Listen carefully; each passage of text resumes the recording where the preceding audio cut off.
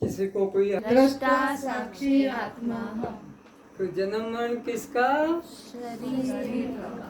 तो भूख प्यास किसको? शरीर को। सुख दुख किसको? मन को। बंध मोक्ष किसको? जीव को। कस्त्वं दृष्टा साक्षी आत्मा हम। जब मैं चलती हूँ जब मैं चलती हूँ परमात्मा ही मेरे साथ चलते हैं। परमात्मा ही मेरे साथ चलते हैं। जब मैं देखती हूँ जब मैं देखती हूँ परमात्मा ही देखते हैं। परमात्मा ही देखते हैं। जब मैं सुनती हूँ जब मैं सुनती हूँ परमात्मा ही सुनते हैं। परमात्मा ही सुनते हैं। जब मैं बोलती हूँ जब मैं बोलती हूँ परमात्मा ही बोलते हैं। परमात्मा ही बोलते हैं। जब मैं काम करती हूँ जब मैं काम करती हूँ परमात्मा ही करते हैं। परमात्मा ही करते हैं। जब मैं खाती हूँ जब मैं खाती हूँ परमात्मा ही खाते हैं। परमात्मा ही खाते हैं। जब मैं पीती हूँ जब मैं पीती हूँ परमात्मा ही पीते हैं। परमात्मा ही पीते हैं। जब मैं सोती हूँ जब मैं सोती हूँ परमात्मा ही सोते हैं। परमात्मा ही सोते हैं। जब मैं उठती हूँ जब मैं उठती हूँ परमात्मा ही मुझ में उठते हैं। परमात्मा ही मुझ में उठते हैं। परमात्मा की शक्ति के बिना परमात्मा की शक्ति के बिना यह हमारा मुर्दा शरीर ये हमारा मुर्दा शरीर सोता ही रह जाएगा। सोता ही रह जाएगा। किंतु परमात्मा की शक्ति से परमात्मा की शक्ति से यह मुर्दा शरीर यह मुर्दा शरीर उठता है। उठता है। परमात्मा की शक्ति से ही परमात्मा की शक्ति से ही यह मुर्दा शरीर यह मुर्दा शरीर बोल पाता है। बोल पाता है। परमात्मा की शक्ति से ही परमात्मा की शक्ति से ही देख पाता है। देख पाता है। परमात्मा की शक्ति से ही परमात्मा की शक्ति से ही सुन पाता है। सुन पाता है। परमात्मा की शक्ति से ही परमात्मा की शक्ति से ही उठ बैठ सकता है। उठ बैठ सकता है। परमात्मा की शक्ति से ही परमात्मा की शक्ति से ही यह चल पाता है। यह चल पाता है। खा पाता है। खा पाता है। बोल पाता है। बोल पाता है। परमात्मा की शक्ति के बिना परमात्मा की शक्ति के बिना किंचित भी कर नहीं सकता। किंचित भी कर नहीं सकता।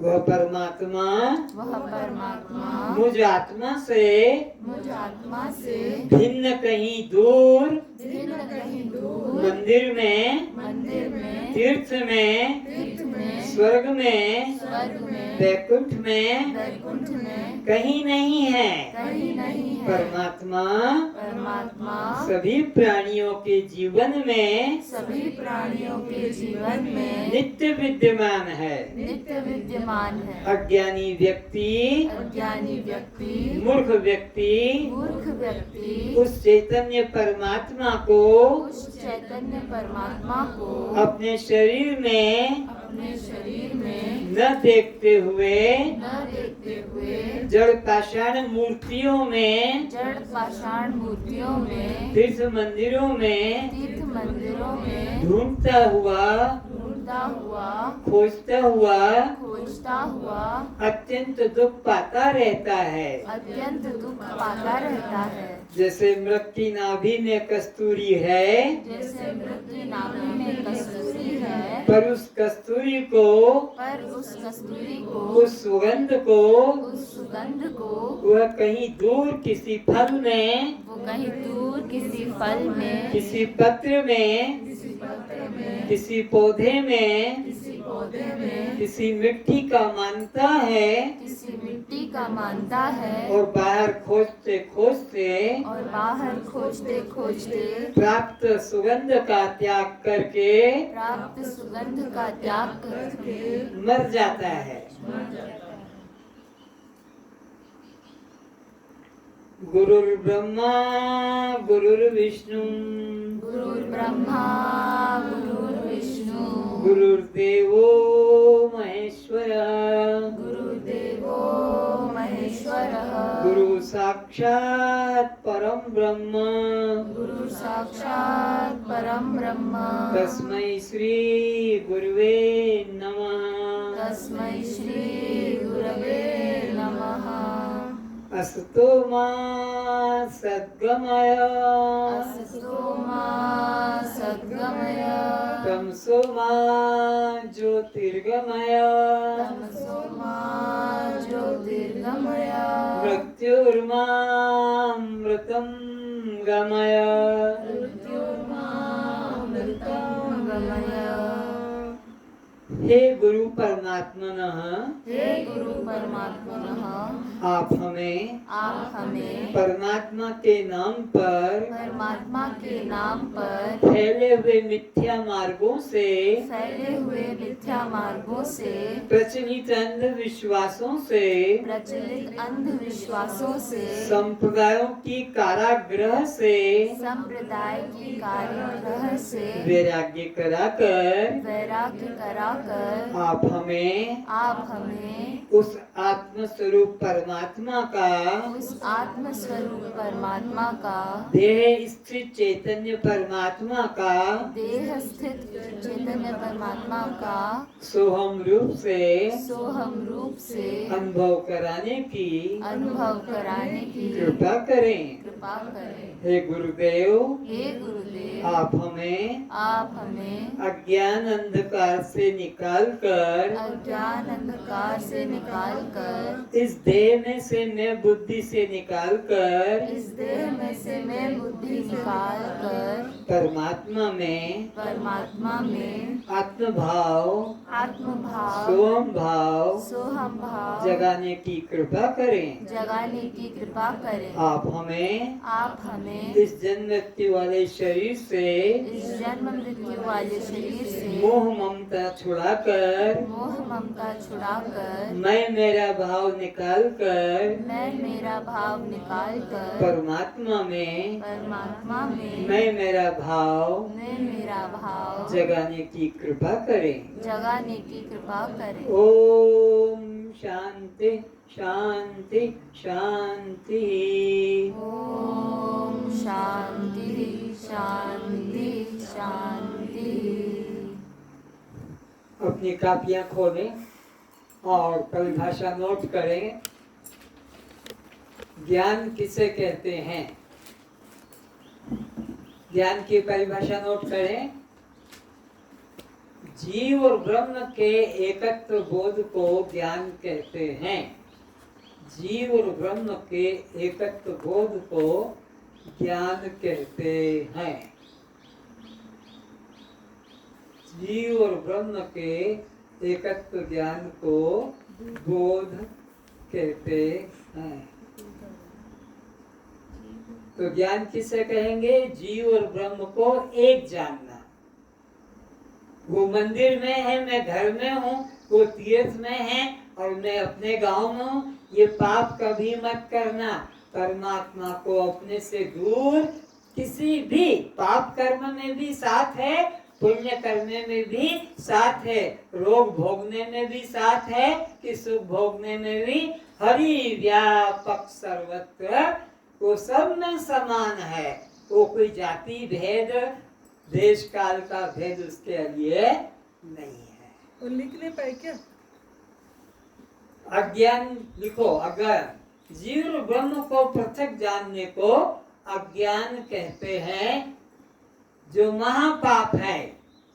अज्ञान, जीव और ब्रह्म को अलग जानना अज्ञान कहलाता है, जो महापाप है और जीव को बंधन में डालने वाला है। वो महापाप कहलाता है और वो जीव को 84 लाख योनियों में भटकाता है। तो ज्ञान और अज्ञान की परिभाषा स्पष्ट हो गई। ज्ञान किसे कहते हैं? दो को एक जानना और एक को दो जानना। तो अज्ञान में क्या है? परमात्मा अलग है और मैं अलग हूँ, ये अज्ञान है, ये महापाप है।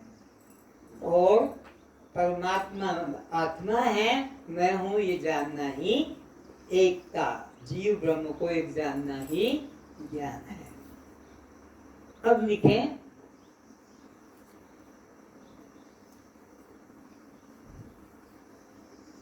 परिणाम।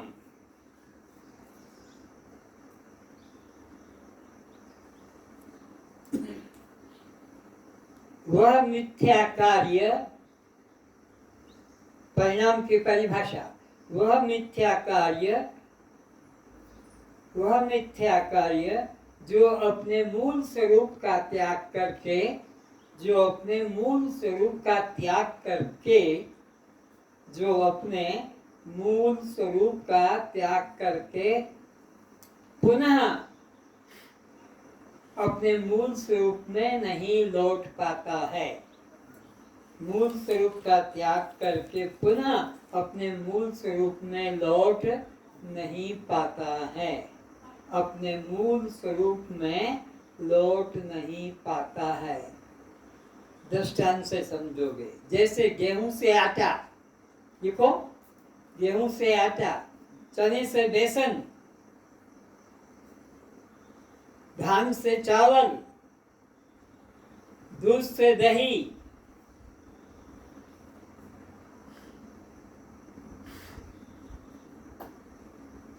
ये क्या है? परिणाम हो गया अपने मूल स्वरूप को।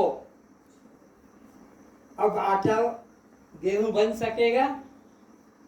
बेसन चना बन सकेगा? धान, ये चावल धान बन सकेगा? बोलो क्यों? अब वो चावल ही रहेगा, वो धान नहीं बन सकता। यह दही दूध बन सकेगा? तो इसी तरह लिखो, तो इसी तरह यह जीव ब्रह्म का परिणाम हो गया है। तो इसी तरह यह जीव ब्रह्म का परिणाम हो गया है, तो अब यह कभी ब्रह्म को प्राप्त नहीं कर सकेगा। जीव बन गया है तो फिर यह जीव ब्रह्म को कभी प्राप्त नहीं कर सकेगा, क्योंकि परिणामी वस्तु अपने मूल स्वरूप में कभी लौटती नहीं है। क्योंकि परिणामी वस्तु अपने मूल स्वरूप का त्याग एक बार कर देगी तो फिर उसी को वापस प्राप्त, जैसे गेहूं से अगर आटा बन गया, चने से बेसन बन गया, धान से चावल बन गया, दूध से दही हो गया, तो फिर यह वापस अपने मूल स्वरूप में लौट। अब देखो विवर्त, विवर्त,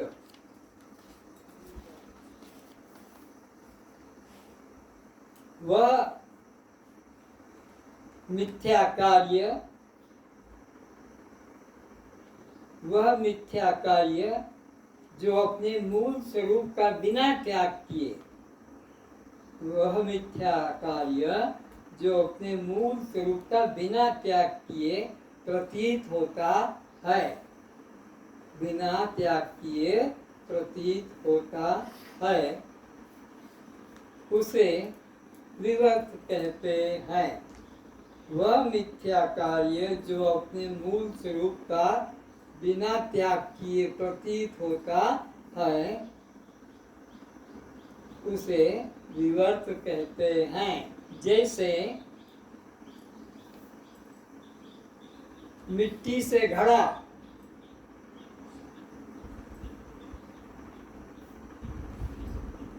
सूत से कपड़ा,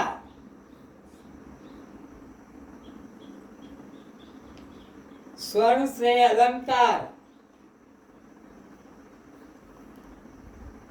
लकड़ी से फर्नीचर,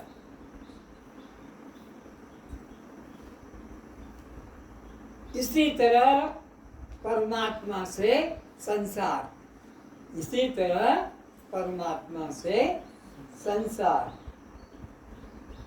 अब इसको समझें। छोटे आकार में घटाकाश के दिया, बड़े आकाश में मठाकाश के दिया, और ऊपर वाले को महाकाश के दिया। पर आकाश में कोई परिवर्तन, चाहे वो मठाकाश है कि घटाकाश है, सब में आकाश। इसी तरह घट के द्वारा, मिट्टी के द्वारा घड़ा बना दिया, सुराही बना दी, दीपक बना दिया, ईंट बना दिया, चाहो तो रामकृष्ण बना दिया, लेकिन है सब मिट्टी। चाहे रामकृष्ण कह दो, हनुमान कह दो, गणेश कह दो, कि दुर्गा काली कह दो, कि ईंट खपरा कह दो, कि कढ़ाई या तुम्हारा तवा कह दो, सब मिट्टी ही है। तो इसमें मिट्टी में कोई परिवर्तन, चाहे जो आकार बना दो, चूड़ी कह दो, चेन कह दो, कड़ा कह दो, बाली कह दो, नाक का कांटा कह दो, अलग अलग आकार दे दिए। चाहे तुम्हारे पास धन ज्यादा है तो रामकृष्ण की मूर्ति बना दो, लेकिन एक सोने से अलग आकार अलग अलग बन गए, लेकिन मूल धातु तो जो की त्यों है। लकड़ी के कुर्सी, टेबल, खिड़की, दरवाजा और भी कितने प्रकार के आकार बन जाते हैं, पर लकड़ी ही है। इसी तरह सूत के द्वारा, मूल धातु क्या है? सूत या रुई। चादर बना दो, तकिए के गिलाफ बना दो, साड़ी बना दो, या साया बना दो, चड्डी पैजामा बना दो, या गमछा बना दो, या कफन बना दो। कफन भी किससे बनता है? पर वो है तो रुई, है तो नाम अलग अलग है। पगड़ी बना दिया, दुपट्टा बना दिया, लेकिन है क्या? सही से ये 84 लाख योनियों में 9 लाख प्रकार के जल में रहने वाले जीव हैं। वही परमात्मा, एक परमात्मा 9 लाख जल में रहने वाले जीव बना हुआ है। 10 लाख प्रकार के आकाश में उड़ने वाले पक्षी बना हुआ है, 10 लाख प्रकार के। 11 लाख जमीन के अंदर छिप कर रहने वाले जीव बना हुआ है, 11 लाख। और वही जो है 20 लाख स्थावर योनियां, पेड़ पौधे, फल, अन्न आदि में। और वही 30 लाख प्रकार के 4 टांगों से चलने वाले पशु बना हुआ है। और वही ये 2 टांग वाला 4 लाख प्रकार के मनुष्य बना हुआ है। 4 लाख मनुष्य जातियां हैं, 30 लाख 4 टांग से चलने वाले पशुओं की जातियां हैं, 20 लाख स्थावर योनियां हैं, और 11 लाख जमीन में रहने वाले जीव हैं। अपना 10 लाख आकाश में उड़ने वाले हैं, और 9 लाख जल में। लेकिन है एक परमात्मा। बात क्या पकड़ना है?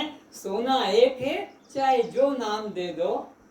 रुई सूत एक है, चाहे जो आकार दे दो। लकड़ी एक है, चाहे जो आकार दे दो। मिट्टी एक है, लेकिन वस्तु तो ये सारा संसार एक परमात्मा से अलग कुछ भी। इसीलिए कहा सिया राम मैं सब जग जानी, और करहूं प्रणाम जोरी जुग पानी। परमात्मा से भिन्न अन्य यहाँ कुछ भी नहीं है। तो ये परिणाम और विवर्त का भेद आया समझ में। विवर्त किसे कहेंगे? जो अपने मूल धातु का कभी त्याग नहीं करता, जैसे अलंकार कितने भी हो पर स्वर्ण का त्याग नहीं करते। लेकिन परिणाम में किसे कहते हैं? अपने मूल रूप को छोड़ देता है। आटे ने गेहूं को छोड़ दिया, बेसन ने चने को छोड़ दिया, या दही ने दूध को छोड़ दिया। इस तरह से परमात्मा जीव ब्रह्म से अलग, जीवो ब्रह्मेव केवलम। ये जीव ब्रह्म ही है। जैसे कि मटका मिट्टी ही है, और चाहे मकान बन जाए तो मिट्टी ही है। अब लिखो अधिष्ठान। अधिष्ठान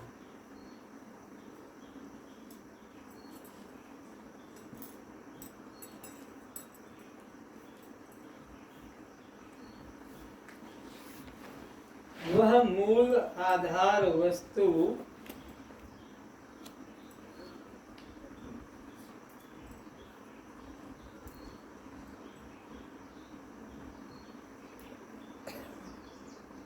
का बोध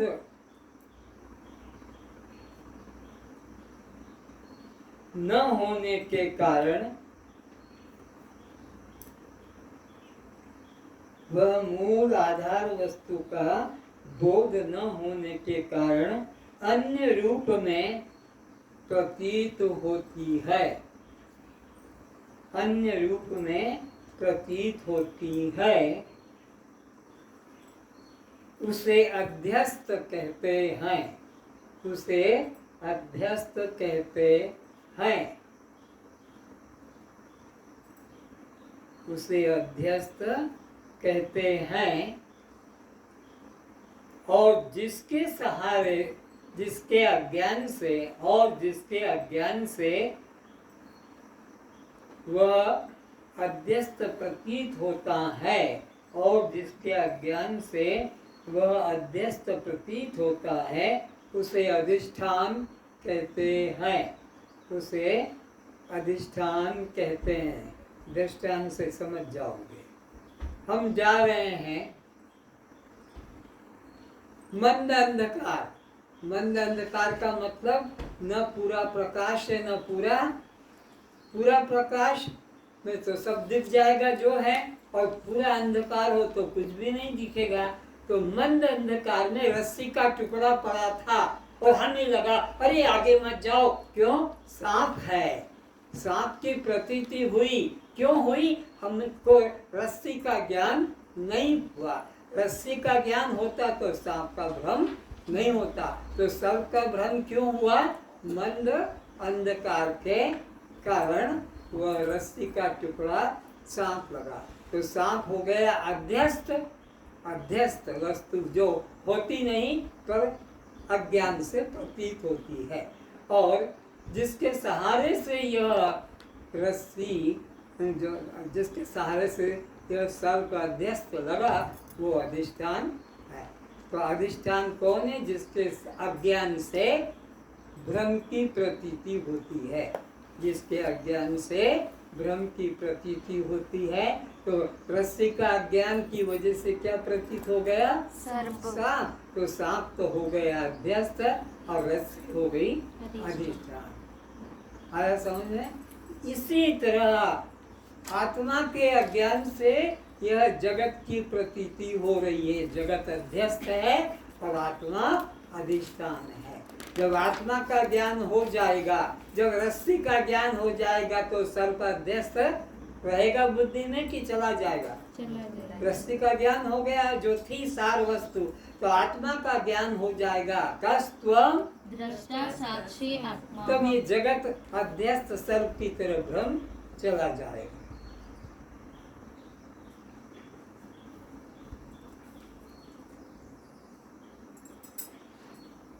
अब देखो, स्वयं प्रकाश पर प्रकाश, स्वयं प्रकाश और पर प्रकाश।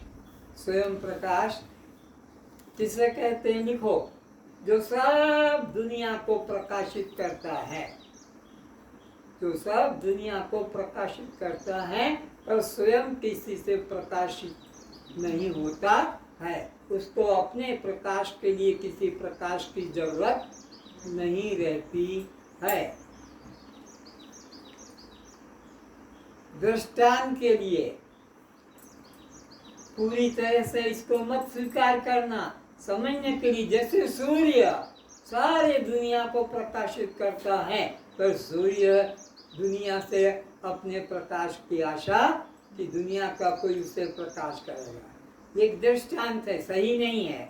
इसी तरह लिखो, परमात्मा के प्रकाश से सूर्य, चंद्रमा, तारे, नक्षत्र, सूर्य के द्वारा ही जैसे जगत लगता है, ऐसे उस परमात्मा के प्रकाश से ही परम प्रकाश रूप दिन राति नहीं चाहिए दिया गृत बाती। उस परमात्मा को प्रकाशित करने के लिए सूर्य की, चंद्रमा की, तारों की, विद्युत की, किसी की जरूरत नहीं। वो परमात्मा रूपी सूर्य सबको प्रकाशित करता परमात्मा कौन है? स्वयं प्रकाश। और ये सूर्य चंद्रमा कौन है? पर प्रकाश। देह इंद्रियां पर प्रकाश है, मन बुद्धि पर प्रकाश है, लेकिन आत्मा में बोलो स्वयं प्रकाश हूँ। मैं मन को भी जानता हूँ, मैं बुद्धि को भी, मैं चित्त को भी, मैं अहंकार को भी, 5 ज्ञानेंद्रियों को भी, 5 कर्मेंद्रियों को भी, 5 प्राणों को भी, 5 प्रकृति को भी, 25 तत्वों को, मैं सबको जानता हूँ, पर मेरे को कोई जानता नहीं है। तस्त्वम दृष्टा साक्षी आत्मा। तो हम आप कौन है? स्वयं प्रकाश। हम कौन है? बोलो स्वयं प्रकाश। लेकिन हमारा ये जो 5 ज्ञानेंद्रिय पर प्रकाश, 5 कर्मेंद्रिय पर प्रकाश, 5 प्राण पर प्रकाश है, 5 भूत पर प्रकाश है, 25 प्रकृति पर प्रकाश है, 3 गुण सतोगुण रजोगुण तमोगुण, ये पर मेरे द्वारा जो जो जाना जाता है, अंडरलाइन कर ली इस बात को, मेरे द्वारा जो जो जाना जाता है वो सब पर प्रकाश है। मेरे द्वारा जो जो जाना जाता है वह सब पर प्रकाश है, किंतु मैं सबको जानने वाला स्वयं प्रकाश।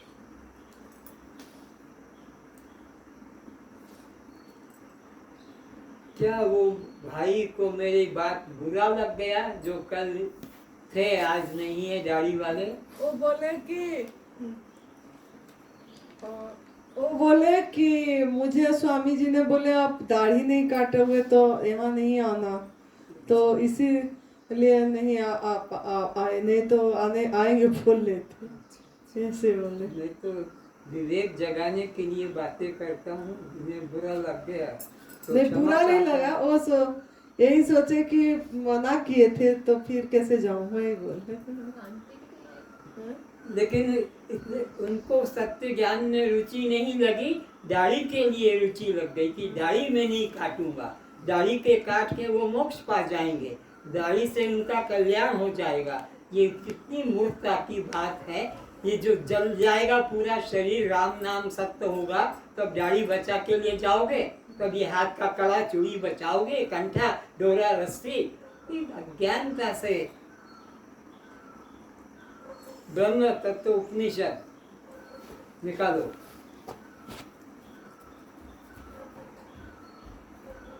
गीता का 4 अध्याय का 34 श्लोक क्या कहता है? पढ़ कर बताओ।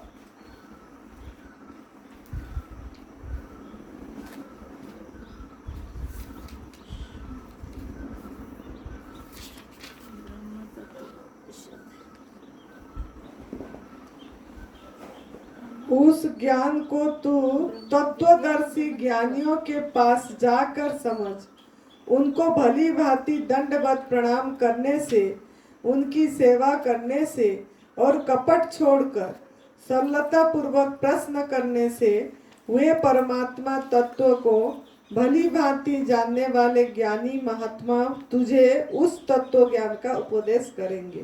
तो उसका पात्र बनाने के लिए, उस ज्ञान का पात्र बनाने के लिए क्या कहता है ये उपनिषद?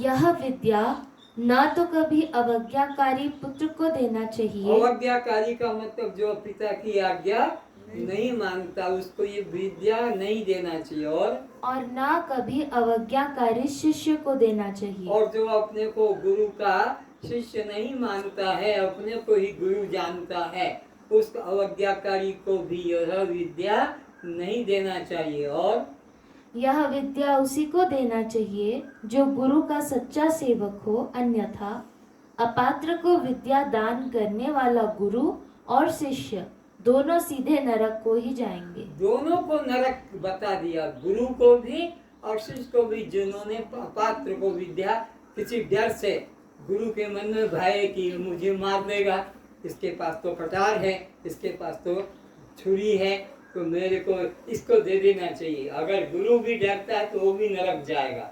इसलिए गुरु शिष्य दोनों के प्रति एक भाव, समता भाव, प्रेम भाव रहे। गुरु डर के मारे उस अपात्र को ये विद्या दान कभी न दे, नहीं तो दोनों नरक के अधिकारी हैं।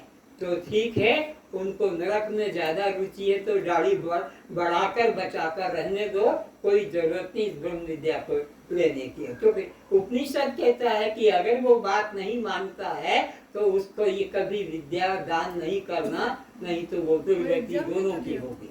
अच्छा, तो विषय आता है अपना, हम सब लोग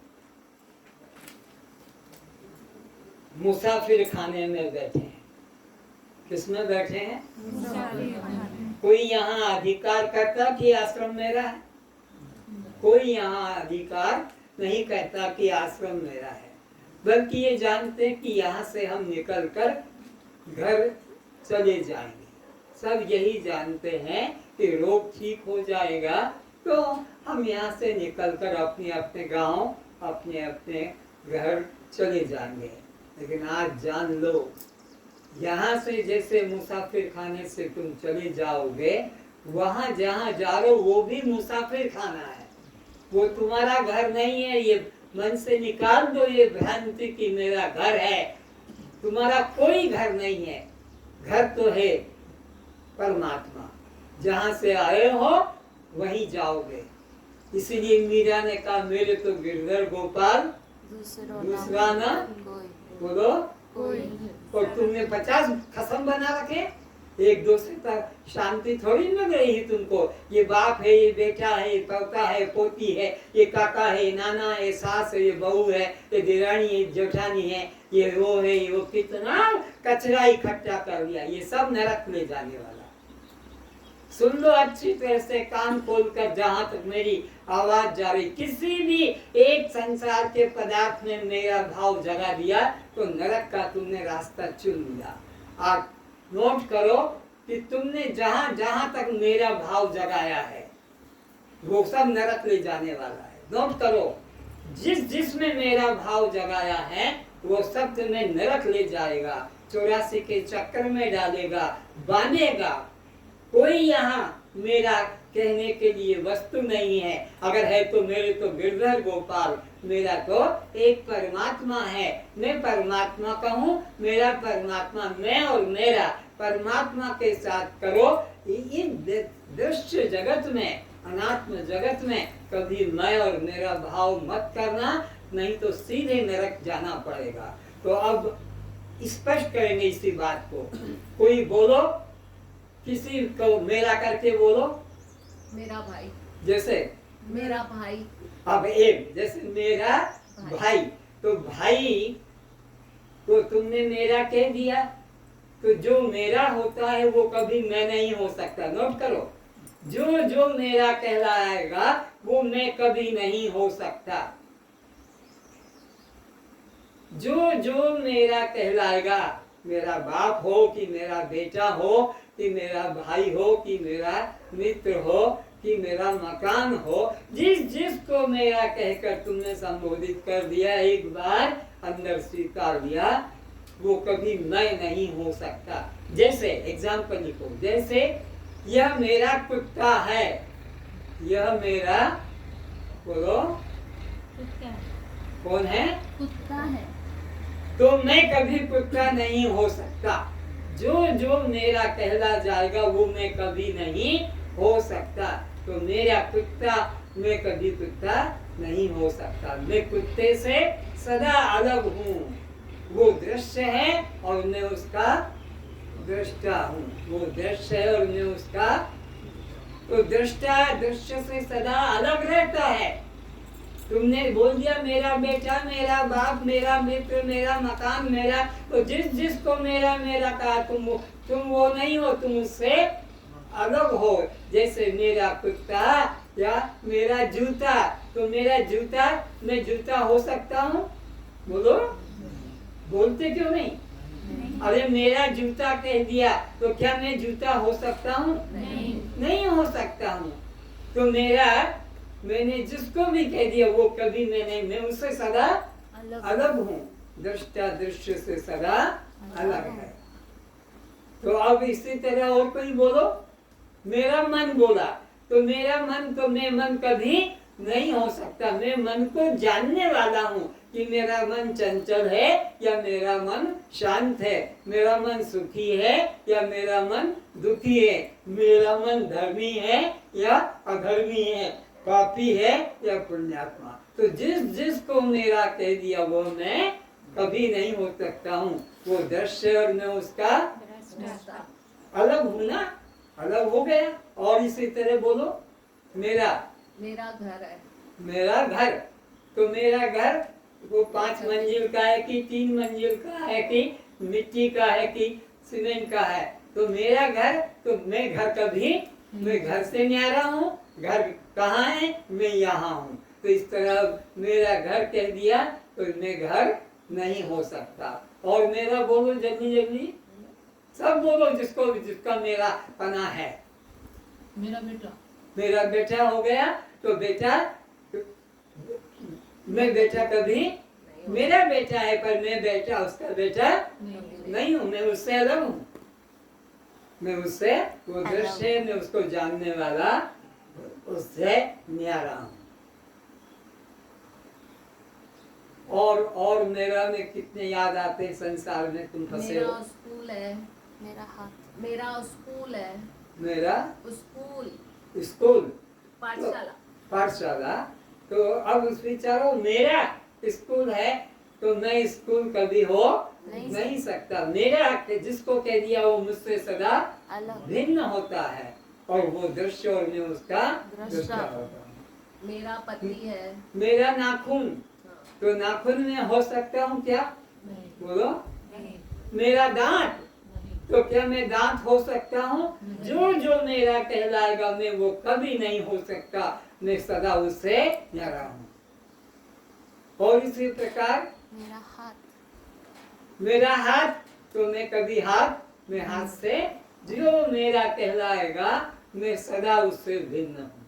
तो ये आज पक्का कर लो अंदर महामंत्र कि जिस जिसको मैंने मेरा कह दिया वो मैं कभी नहीं हो सकता हूँ। और माना है तो 84 की तैयारी करनी है। अगर उसको मेरा मान लिया तो नरक की तैयारी करनी है। नरक का टिकट कट गया है, नरक में तुम्हारा रिजर्वेशन हो गया है, जिसको तुमने मेरा कह के स्वीकार किया है। पक्का कर लो। इतनी कठोर शब्दों में दुनिया में कोई तुम्हें नहीं कहेगा कि जिस जिसको मेरा कहा है, चाहे वो बेटा हो कि बाप हो कि गुरु हो, कोई भी हो, मेरा जिसको कह दिया मैं उससे, बोलो, अलग हूँ। और तुमने उसी के लिए जीवन तन मन धन लगा दिया। ये मेरा, ये मेरा, ये बोलिए मेरा भगवान।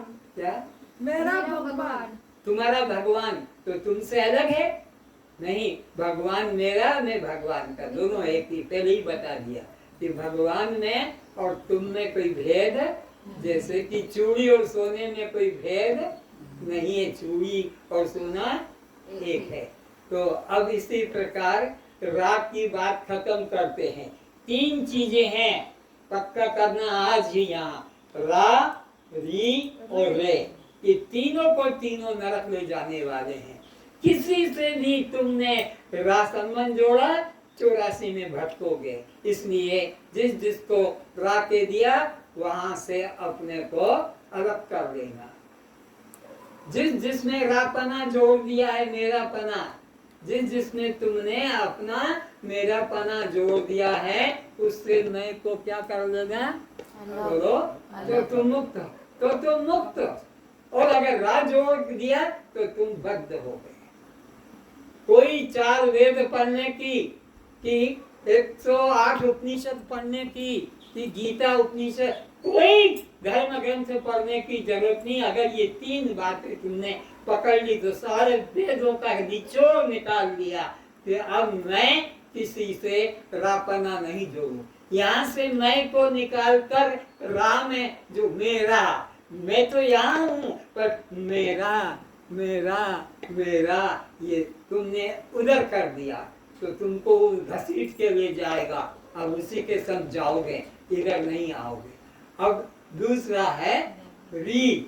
अब विचार करो किस किस के साथ यहाँ से मैं को निकाल कर री में जोड़ा। बोलो जल्दी जल्दी। तुम्हारी, मेरी मेरी, पत्नी, बस नरक का द्वार खोल दिया। मेरी उससे यहाँ से मैं को निकाल कर पत्नी के शरीर में जोड़ दिया। मेरी बेटी बस तुमने उसमें जोड़ दिया। मेरी बहन तुमने उसमें जोड़ दिया। मेरी चोटी, मेरी चोटी, वो भी तो चोटी ना, और उसमें जोड़ दिया। जिसको तुमने री यहाँ से निकाल कर, और इसी प्रकार मेरी गाड़ी, मेरी लाड़ी, मेरी बाड़ी, जिसमें मैं को निकाल कर यहाँ से गाड़ी, बाड़ी, लाड़ी में जोड़ा। ये सब नरक ले जाने वाले साधन है, क्योंकि अब तुम्हारा मन उसमें उलझ जाएगा, परमात्मा में उलझ नहीं पाएगा, परमात्मा में स्थिर नहीं हो पाएगा। तुम परमात्मा को तो एकाग्रता पसंद है कि मेरे अलावा किसी में और मन को, भगवान तो किस भक्त पे प्रसन्न होते हैं? जो एक भगवान के लिए अपने जीवन को समर्पित कर देता है, कोई रा री में नहीं जोड़ता है। तो इसी प्रकार और किसमें री है तुम्हारी? मेरी चूड़ी, मेरी चैन, मेरी घड़ी। तो जिसमें तुम्हारा मन फंस जाएगा, तो जड़ हो कि चेतन हो, तुम्हें ले जाएगा घसीट कर। तो तुम्हें क्या करना है? जिसमें तुमने अपनापन जोड़ा है, रा में या री में, मेरा में जोड़ा कि मेरी में जोड़ा है मन को, दोनों बंधन के कारण है। अब तीसरा ढूंढो, एक और है रे। ये मेरे, ये मेरे, ये मेरे, ये मेरे, ये मेरे, कितने में मेरा पना जोड़ा है? ये मेरे संबंधी, ये मेरे रिश्तेदार, ये मेरे दोस्त, ये मेरे घर द्वार, ये मेरे परिवार, ये सब में मेरे मेरे जोड़ा है। तुम्हारे भी तो आता है, तुम्हारे, तुम्हारे, हाँ। मेरे नहीं, रे जो आ रहा उसमें भी तुम्हारे, तुम्हारे, तुम्हारा तो एक परमात्मा है और कोई दूसरा नहीं है। मेरे तो गिरधर गोपाल, जिसको मीरा ने कहा। तो कोई को भी तुमने अपने शुद्ध चेतन को, अपने शुद्ध चेतन मैं को मेरा में जोड़ दिया, बंधन। इस शुद्ध चेतन मैं को मेरी में जोड़ दिया, बंधन। इस शुद्ध चेतन को मेरे में जोड़ दिया, बंधन। तीनों में बंधन है। अगर मुक्ति चाहते हो तो तीनों शरीर के दृष्टि से जो रहे। फिर सुनो, पति भी है, पत्नी भी है, भाई बहन, गुरु चेला, शरीर दृष्टि से। लेकिन मैं तो शरीर, बोलो, मेरा तो एक उससे संबंध है। तो शरीर के संबंध तोड़ना नहीं है, शरीर से राग द्वेष करना, ये तो शरीर के संबंध है। पर मैं तो शरीर कस्त्वम दृष्टा साक्षी बस आत्मा। ये भाव को मन में जागृत रखना है। तो आज पक्का कर लो, मेरा कोई दुनिया में नहीं, मेरी कोई दुनिया में नहीं, और मेरे कोई दुनिया में, मेरे तो केवल एक परमात्मा और मैं परमात्मा का। ये भाव तो अभी मुक्ति है। कोई मंत्र माला जब तब पूजा पाठ कुछ भी करने की जरूरत नहीं, और सारे करना है केवल इस ज्ञान पाने को। सारे योग यज्ञ कर्म ध्यान किसके लिए? इस ज्ञान को पाने के लिए कि मेरे तो गिरधर गोपाल परमात्मा ही मेरा है, मैं परमात्मा का हूँ, परमात्मा अंशी है और मैं उसका अंश हूँ। कहते ना, ईश्वर अंश जीव अविनाशी, चेतन अमर सहज सुख राशि। तो उस एक में मन को जोड़ना है। गुरुजी, मेरी में जैसे मेरी ज्ञान की पुस्तक। ओम जय सद्गुरु स्वामी। मैं एक चीज पूछ रही हूँ। गुरुजी, जैसे मेरी में जैसे मेरी ज्ञान की पुस्तक, वो किस में आएगा जिससे मुझे ज्ञान मिलता है? मेरी ज्ञान की पुस्तक किसमें आएगा? मेरी ज्ञान की पुस्तक, हाँ। ये किस में आएगा? इससे तुम्हारा बंधन वाला काम नहीं होगा, इसमें मुक्ति होगी। मेरी ज्ञान की पुस्तक है तो उसमें जो है मुक्ति की ही बात है, संसार की बात नहीं है। संसार से जोड़ने वाली वो पुस्तक नहीं कहलाएगी। चलो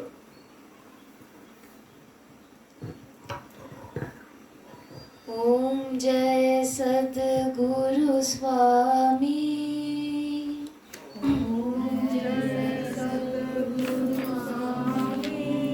प्रभु जय सद्गुरु स्वामी। प्रभु जय सद्गुरु स्वामी। मुमुक्षु जनों के संशय मुमुक्षु जनों के संशय तत्क्षण दूर करे। तत्क्षण दूर करे। ओम जय सद्गुरु स्वामी। ओम जय सद्गुरु स्वामी। शरण पड़े को मुक्ति दिलावे। शरण पड़े को मुक्ति दिलावे। जो सच्चे मन से तन मन और धन से गुरु की शरण में पहुंच गया, सच्चे मन से, उसको भव सागर से पार कर देते हैं, जन्म मरण के चक्र से मुक्ति का अनुभव करा देते हैं। जो गुरु के सचमुच में शरण में श्रद्धा से गया है। आगे शरण पड़े को मुक्ति दिलावे। शरण पड़े को मुक्ति दिलावे। भव भ्रमण मिटे उनका। भव भ्रमण मिटे उनका। उनको 84 लाख का चक्कर काटना नहीं पड़ेगा। किनको? जो गुरु की शरण में आ गए, अपनी बुद्धि को भी समर्पण कर दिया कि गुरु ने दिन को रात कह दिया तो रात मान ले, और रात को गुरु ने दिन कह दिया तो दिन मान ले। ऐसा गुरु के वचन में श्रद्धा करने वाला व्यक्ति का फिर संसार में आना जाना नहीं होगा। मल विक्षेप को दूर हटावे। मल विक्षेप को दूर हटावे। अज्ञान कटे मन का। अज्ञान कटे मन का। ओम जय सद्गुरु स्वामी। ओम जय सद्गुरु स्वामी। अज्ञान क्या करने वाला है भी लिखाया है कि वो तुमको 84 लाख में भटकाने वाला है। और ज्ञान क्या करता है? बंधन से मुक्ति दी। दोनों की परिभाषा आज लिखाई भी है। तो वो गुरु की शरण में जो गया है, अज्ञान उसका कट जाएगा और अपने आत्म स्वरूप का बोध जग जाएगा। तुम ही सर्वं देव हमारे। तुम्हारी सर्वं देव हमारे। चाह नहीं है किसकी। चाह नहीं है किसकी। गुरु साक्षात परम ब्रह्म कहा है, साक्षात परम ब्रह्म है। और अब किसी पदार्थ के पाने की, ब्रह्म लोक विष्णु लोक तक के भी भोगों के पाने की इच्छा, वहां तक से वैराग्य। और इस लोक से लेकर ब्रह्म लोक तक के, परिभाषा नोट करो वैराग्य की, इस लोक से लेकर ब्रह्म लोक तक के पाने की इच्छा न करने को वैराग्य कहते हैं। इस लोक के सुखों से लेकर ब्रह्म लोक तक के भी भोगों की इच्छा न रखने को वैराग्य कहते हैं।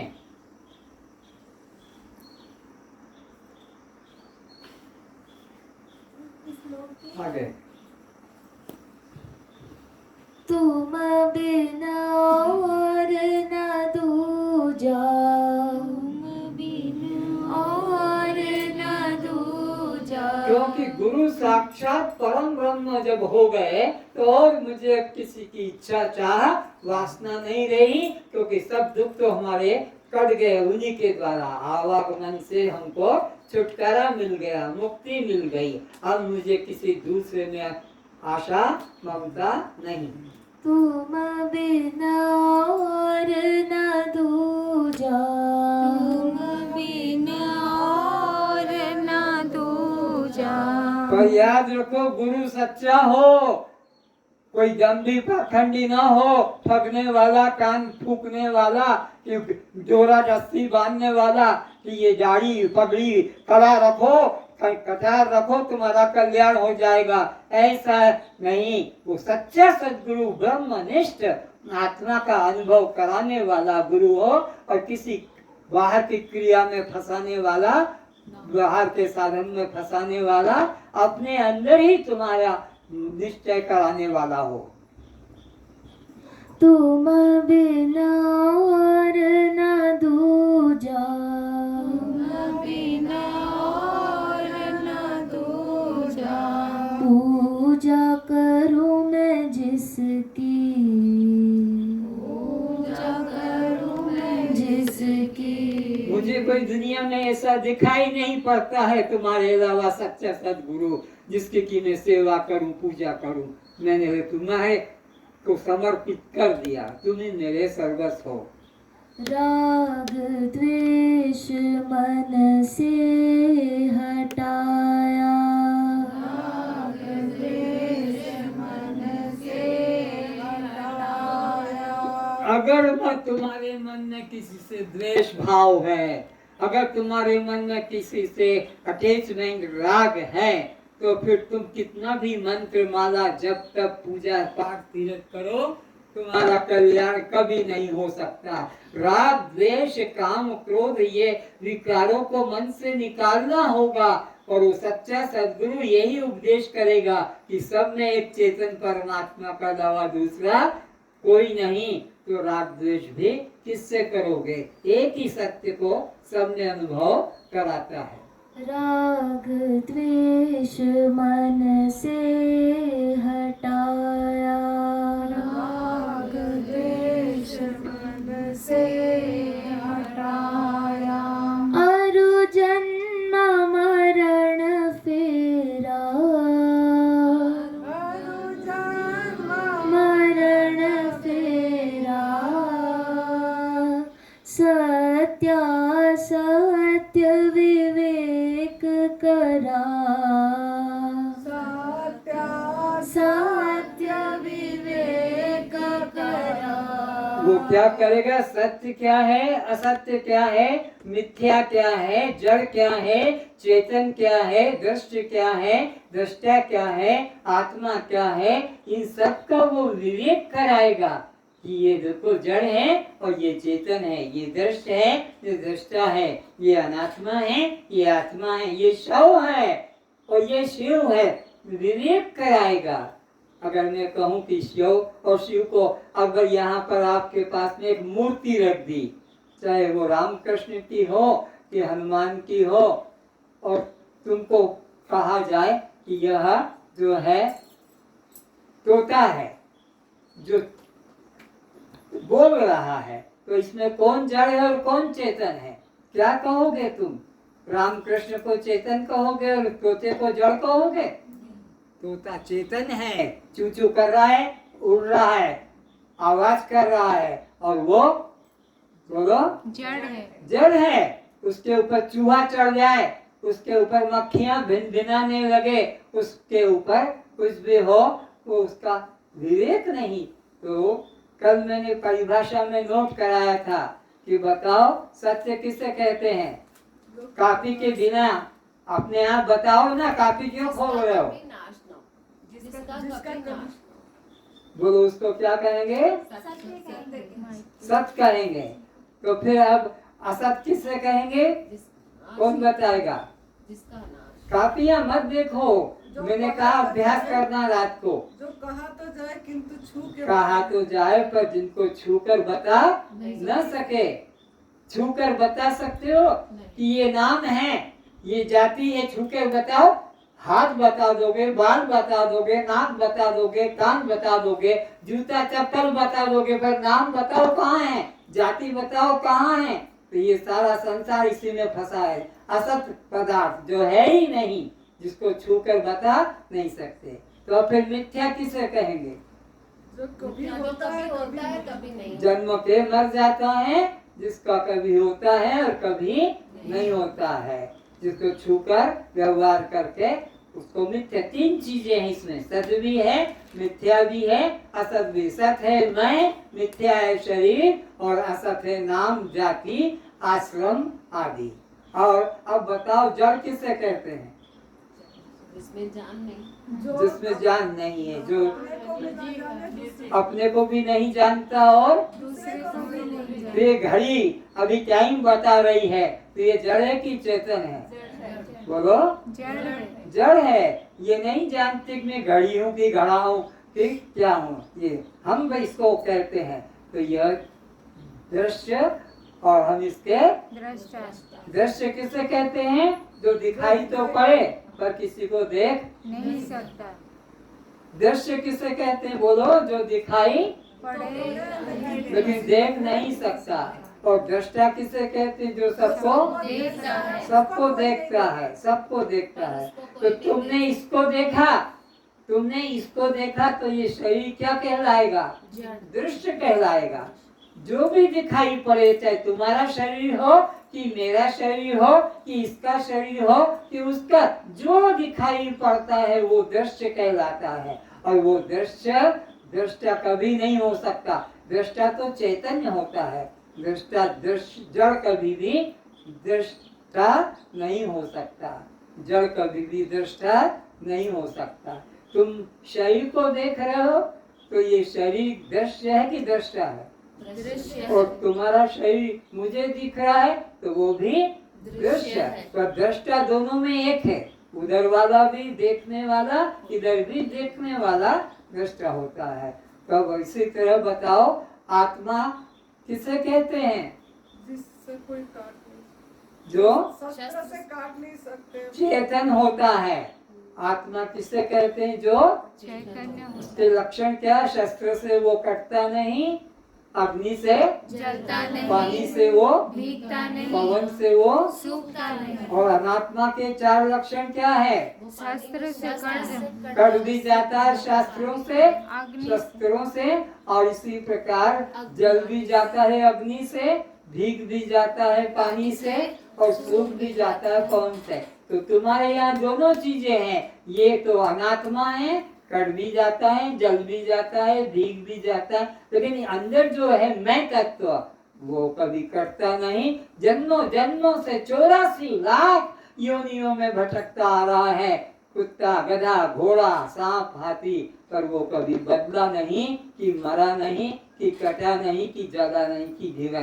वो मैं हूँ। ये मैं, ये तो बार बार इसी में बच्चा और था, किशोर और हो गया, जवान और बदल गया, बुढ़ापे में और बदल गया। ये तो बदलने वाला है, ये तो कटने, जलने, मरने, बिगने वाला है। मेरे में कोई परिवर्तन नहीं है। तो इसी प्रकार का आपको कल विवेक कराया था। पर ये काफी नहीं रख दिया तुमने, मन में नहीं रखा। मन में रखोगे तो दुख से बच जाओगे, और मन में नहीं रख के काफी में रख दोगे तो वही 84 के चक्कर में फंसे रहोगे। आगे सत्य विवेक करा, सत्य विवेक करा, अज्ञान हरा मेरा,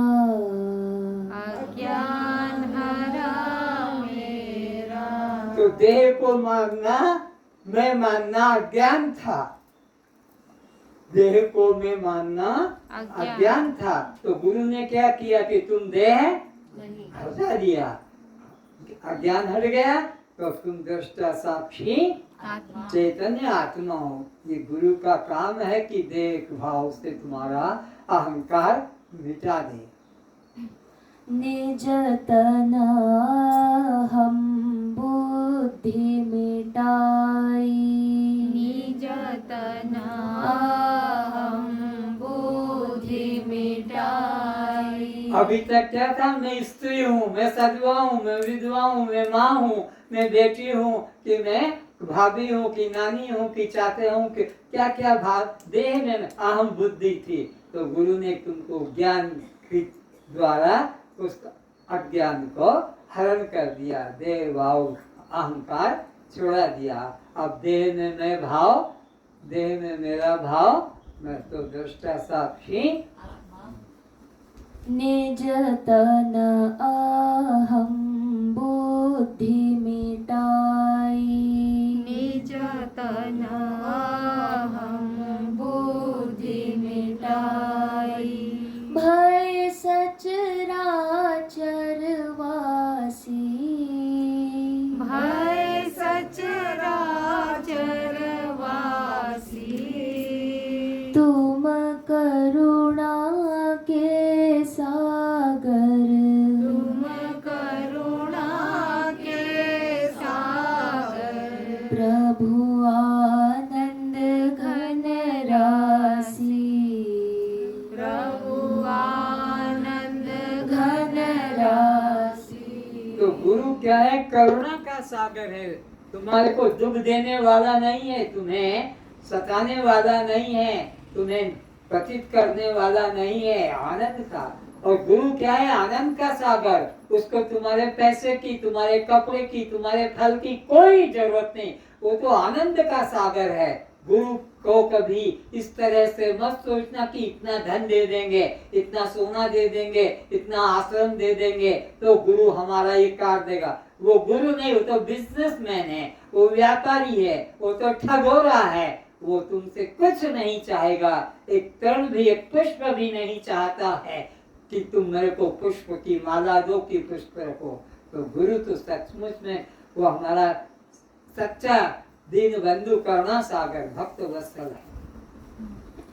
दया प्रेम अरु समता सिखाई, दया प्रेम और समता सिखाई, प्रति सम्मुख जो मेरे, प्रति सम्मुख जो मेरे, तो हमारे मन में वो क्या?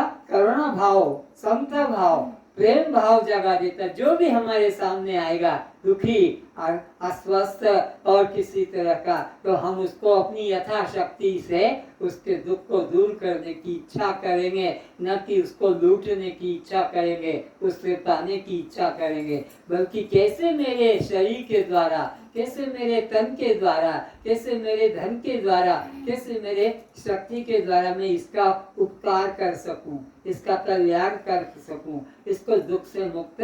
ये गुरु का काम है, आपके अंतःकरण को बदल देना, अशुद्ध मन को शुद्ध कर देना। दया प्रेम अरु समता सिखाई, दया प्रेम और समता सिखाई, प्रति सम्मुख जो मेरे, प्रति सम्मुख जो मेरे, जो उपकार किया प्रभु मुझ पर, जो उपकार किया प्रभु मुझ पर, किस विधि कहूँ तुम्हारे, कहूँ तुम्हारे। जो आपने उपकार किया है इसका मैं कैसे वर्णन करूं, मेरे पास कोई शब्द नहीं। आपने जो मेरा उद्धार किया, तन मन धन से सेवा करूं, तन मन धन से सेवा करूं, मन लाऊं नहीं कामा, मन लाऊं नहीं कामा, शांता गुरु मुख आरत हो, शांता गुरु मुख आरत हो, पाओ आनंद धामा, पाओ आनंद धामा। ओम जय सद्गुरु स्वामी, जय सद्गुरु स्वामी। ओम जय सद्गुरु स्वामी। ओम जय सद्गुरु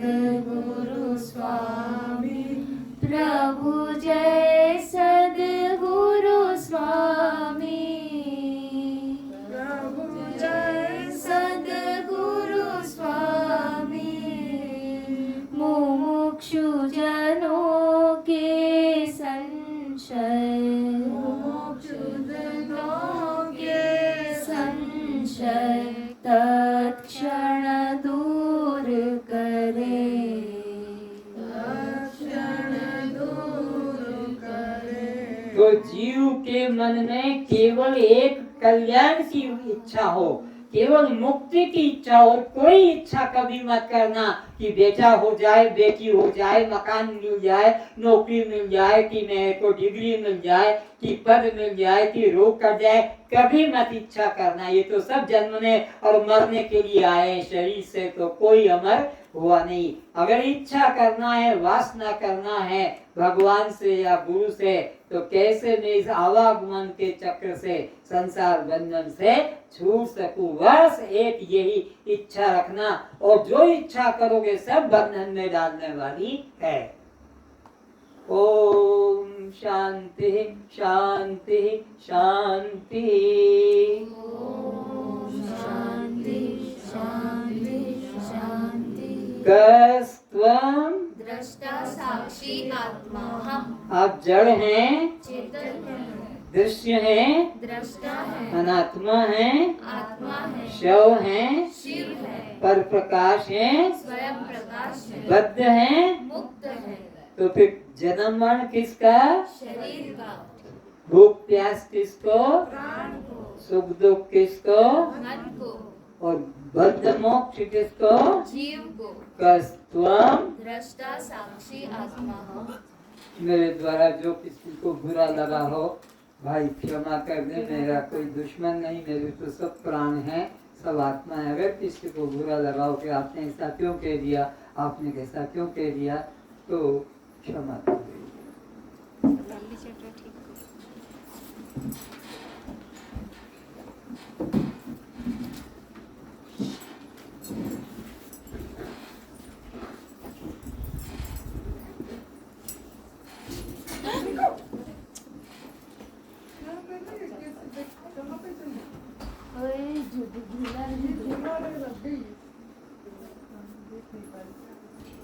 बहुत लोग इसमें थोड़ा लंबा है ना, बहुत लोग